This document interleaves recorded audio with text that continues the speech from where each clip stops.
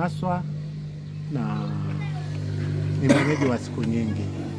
Ni mzee wa muda kidogo au wa umri kidogo uliokwenda. Kwa swala la udhalilishaji wa mwanamke uliloliongelea, mimi binafsi naliona lipo, lakini liko katika nyanja tofauti.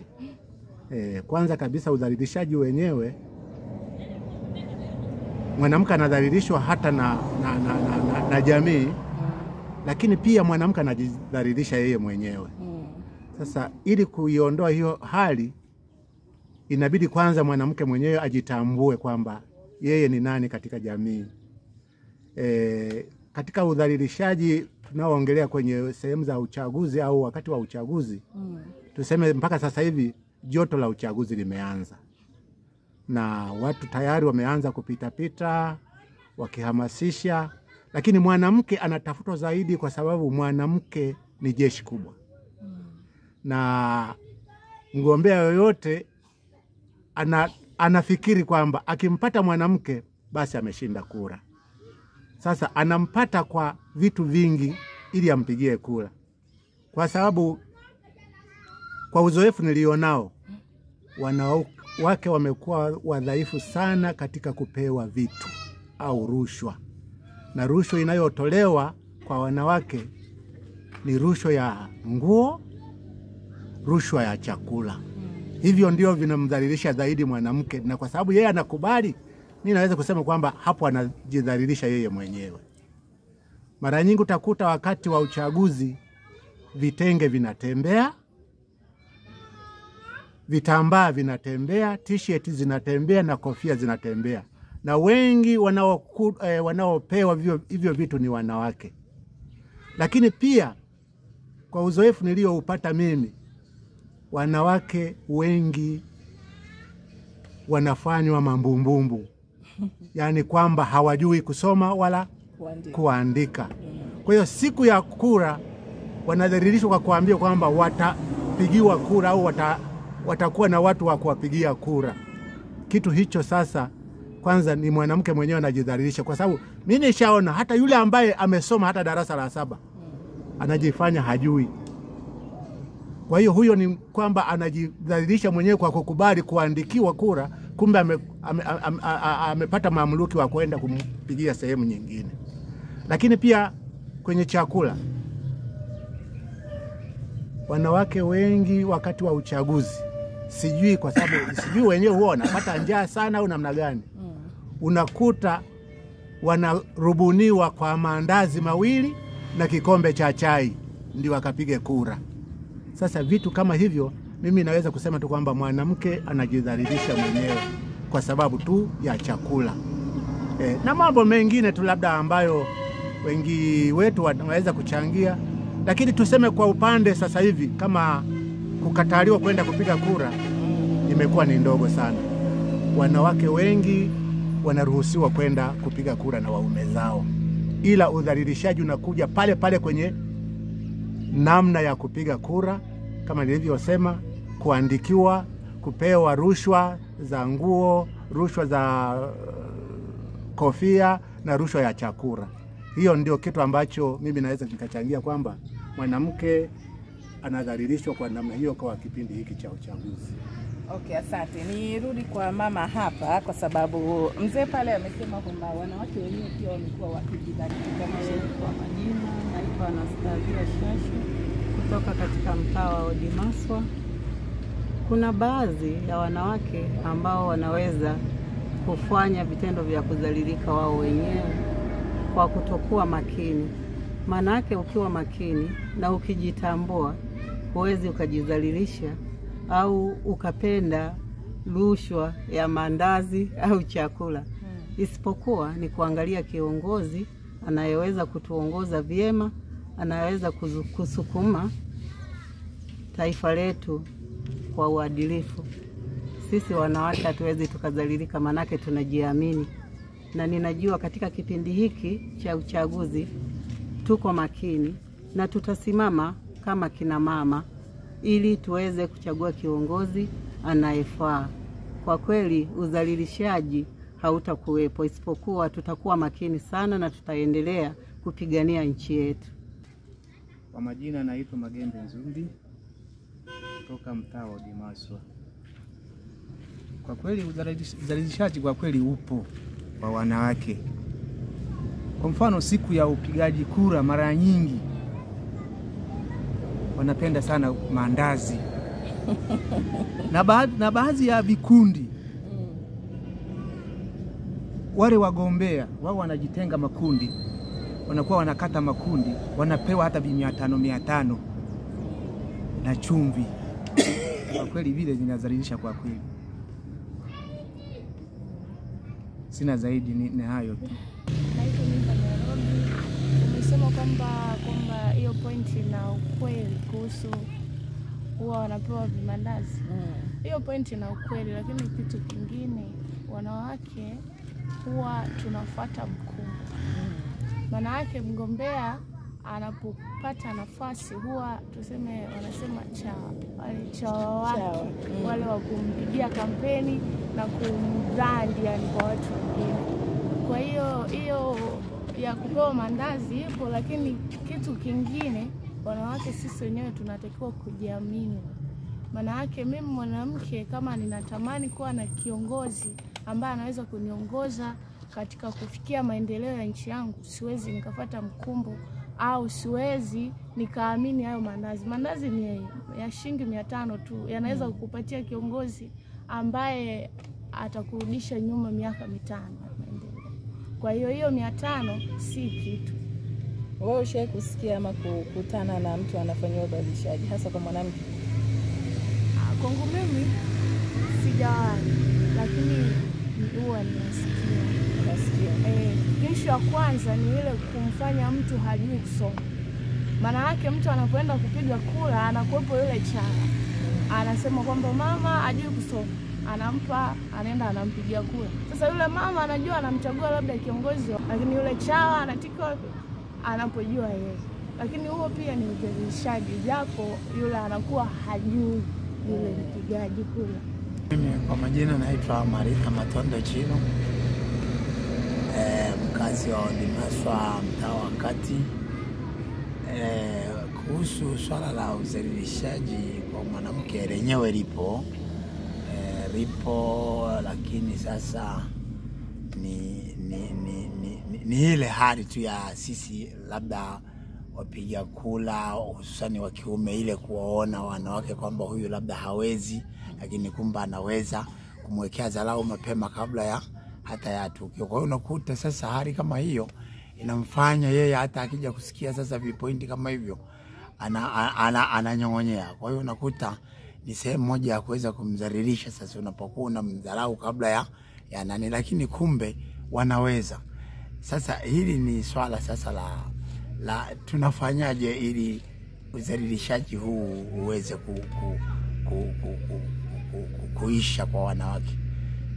Hilo sasa limebaki ni ngazi za juu huko, na sio tunafanyaje ili sasa udhalilishaji uishi. Lakini udhalilishaji, kwa majina naitwa Simon Masanja, ni mtendaji wa mtaa wa Dimaswa. Kwa msimamo tu tuseme tu kwamba ni swala la mfumo.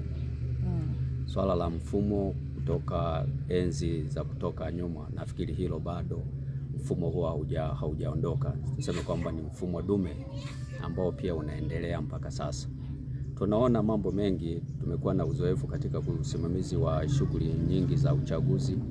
Hasa tumetoka katika usimamizi wa uchaguzi wa serikali za mitaa. Lakini mpaka hapa tunapoelekea, tumeona ni mambo mengi ambayo yanafanyika. Kwanza, kwa mwanamke, baadhi ya wanawake, hatuwezi kwa sasa kusema kwamba ni wote wanawake. Ni baadhi ya wanawake ambapo inafikia mahala inajikuta hata familia zile ambazo zinaongozwa inaonekana baba ndio anayesimamia habari ya uchaguzi. Kama mshirika mmoja dada hapa amesema kwamba kila mtu anakuwa na chawa wake. Sasa yule ambaye anakuwa na chawa wake anakuwa sasa yuko tayari hata kuishawishi familia yake, wakiwemo hata na wanawake, kwamba mimi nataka muende mkapige kula sehemu au upande huu, badala ya kuwaacha wao wenyewe wawe na uhuru. Kwa hiyo mimi kwa kiasi fulani naona kama ni mfumo dume ambao bado unaendelea, ambao ndio unapelekea hata wao wanawake kutaka kuweka kama kuwadhalilisha namna ya kutoa maamuzi yao binafsi. Kwa sababu kama haya yote yaliyotolewa kwamba wanawake kweli ndio walio wengi, na hata kama ukiangalia kwenye idadi ya kujiandikisha na kwenda kupiga kura, wanawake mara nyingi wanakuwa ndio wengi. Sasa karibia wote wapiga kura wanawakimbilia wanawake kwa ajili ya kuwashawishi kufanya vitu ambavyo wao wanavyotaka, kutokana na mfumo ambao upo watoka zamani, kwamba wanawake sasa ni kikundi ambacho kinatekwa na watu, lakini kwa kutokana na ule mfumo basi wanaingiza katika mfumo ule, ndio wanaingizwa sasa katika vile vitu ambavyo vinasemekana kama nguo, chakula na mambo ya chumvi, ni vitu vidogo vidogo, lakini hii nafikiri ni mfumo tu ambao bado unaendelea. Okay, labda sasa kwa nyinyi ambao mko kwenye vyama vya siasa, labda mnafanya nini kuhakikisha sasa mwanamke anakuwa hadhalilishwi kipindi hiki cha uchaguzi?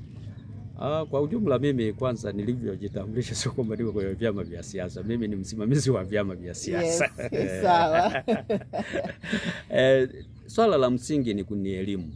Ni elimu itolewe na tuendelee na elimu. Mfano kama ninyi mlivyokuja hivi na mnavyokwenda kwenye media, mnatakiwa sasa ili kuyatangaza haya yote kwamba sasa wanawake watakiwa kujitegemea mawazo yao. Mfano kama mama ambaye amemaliza kutoa maelezo yake pale amesema kwamba ni baadhi, kuna watu ambao tayari wameshajitambua. Ni baadhi ya hawa wanawake ambao wamejitambua kuanza sasa kukaa na wanawake wengine, kuwapa elimu kwa ajili ya kujitambua wao wenyewe, kutoa maamuzi yao. Na wale wengine ambao wanatumika kwa ajili ya mfumo dume ule, basi wale wanaume wapewe elimu kuwapa nafasi wanawake waweze kujitegemea, kwa sababu tunaona mpaka sasa hivi hata nafasi zote zinazotoka kwa mwanamke ndizo zinazoonekana ni bora zaidi hata zinazosimamiwa na wanaume.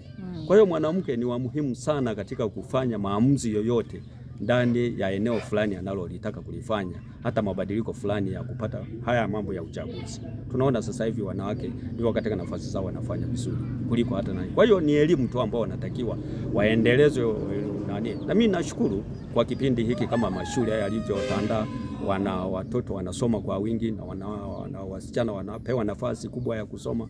Labda kadiri wanavyoenda hivi ndio mabadiliko yataenda, na elimu inavyoendelea ndio hivyo tutakavyoendelea, mabadiliko yatakuwa yanaenda polepole. Haya hawezi yakatokea tu ghafla kwamba watu wamebadilika, lakini elimu inatakiwa iende mbele zaidi. Umesema wewe ni msimamizi wa vyama hivi vya siasa, labda kuna namna wazi, manake hata haya mambo ya vyama, nafikiri mambo ya rushwa yamekatazwa.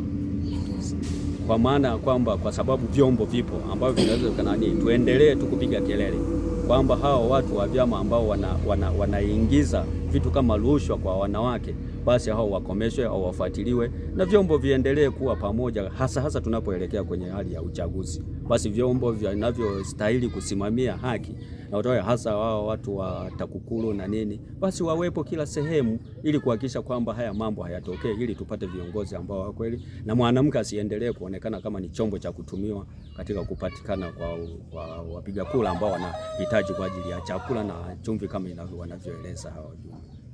Naitwa Damas Kayogela, ni mkazi wa mtaa wa Dimaswa. Sasa swala la udhalilishaji kwa kina mama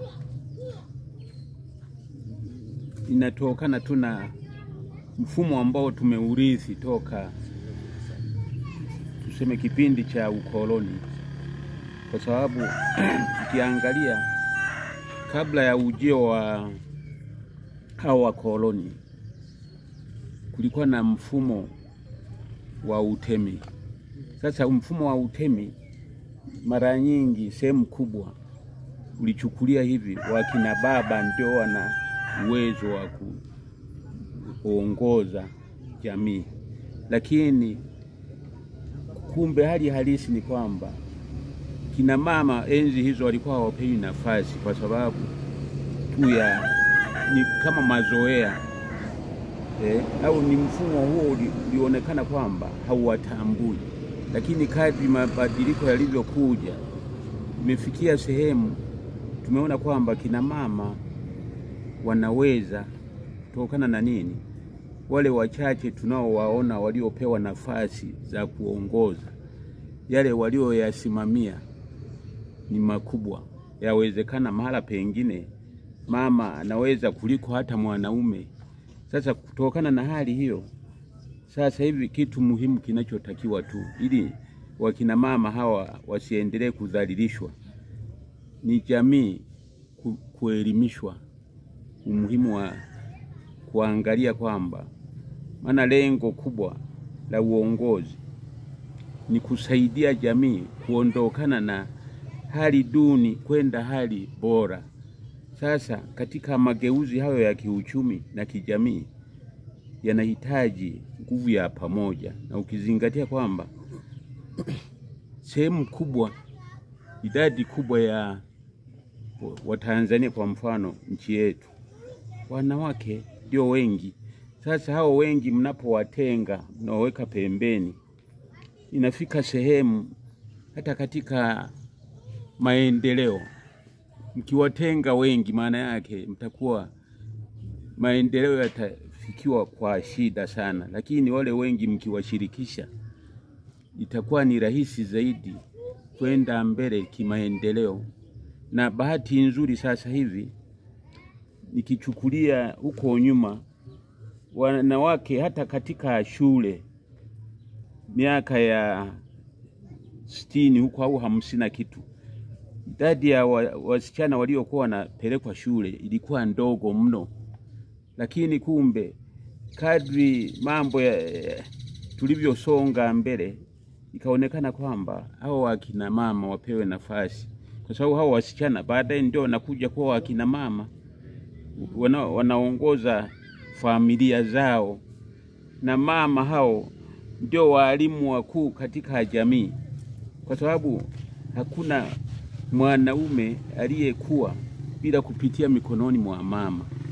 Kutokana na hilo, mimi binafsi ninavyoona ina nini hali ilivyo uhalisia, kwa sababu ukisema hivi mama umtenge, eti unamdharau, unasema huyu mama hatoshi, sio kweli. Ni ule mfumo ambao tumerithishwa, ni mfumo tuliorithishwa, tunatakiwa tuondokane nao kwa kuelimisha jamii. Kuna familia zingine hata kwenye masuala ya ndoa utakuta mwenye kauli ya kusema maamuzi kwamba nani aolewe na nani, kauli itoke kwa baba. Kumbe sio hivyo.